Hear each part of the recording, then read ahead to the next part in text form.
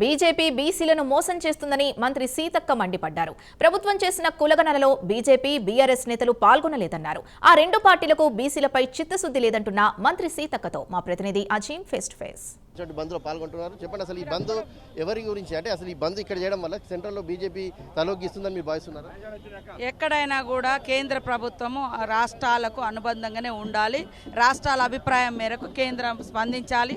ఆ రోజు కూడా తమిళనాడు బిల్లును మా కేంద్ర ప్రభుత్వం తెలుగు బిడ్డ పివి నరసింహారావు గారు కాంగ్రెస్ ప్రభుత్వం ఇచ్చిన హామీ మీరే అమలు చేయాలని బీజేపీ అంటుంది. అవును, అమలు చేయాలి. మరి కేంద్రంకి సంబంధం లేదు, మీరు ఇచ్చుకోండి అని చెప్పాలి. కేంద్రం ఉంది కదా, మా గవర్నమెంట్ వస్తుందని మేము ఇచ్చినాం. మన ఎన్నికలైన తర్వాతనే కేంద్రం ఎన్నికలు అయినాయి. మరి మీకు చిత్తశుద్ధి ఉంటే మీరు అమలు చేయాలి కదా, ఎందుకు చేయరు? మీరు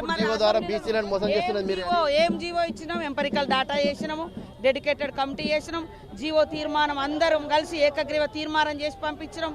దాన్ని ఆమోదింపజేసి పంపకుండా ఈ డొంక తిరుగుడు వేషాలు ఎందుకు? బీజేపీ వాళ్ళు కులగణనే పాల్గొనలే, వాళ్ళకి ఎక్కడ చిత్తశుద్ధి? బీఆర్ఎస్ వాళ్ళు కూడా పాల్గొనలేదు. బీజేపీ, బీఆర్ఎస్ అసలు కులగణనే పాల్గొనలేదు. ఇది కేంద్రం చేతిలో ఉంది. రాష్ట్రానికి హక్కు ఇస్తే ఖచ్చితంగా రాష్ట్రమే బీసీలకు సంబంధించిన రిజర్వేషన్ అమలు చేస్తుందని చెప్పి మంత్రి సీతక్క చెప్తున్నారు. కెమెరామెన్ శ్రీకృష్ణతో అజీం, ప్రైమ్ 9.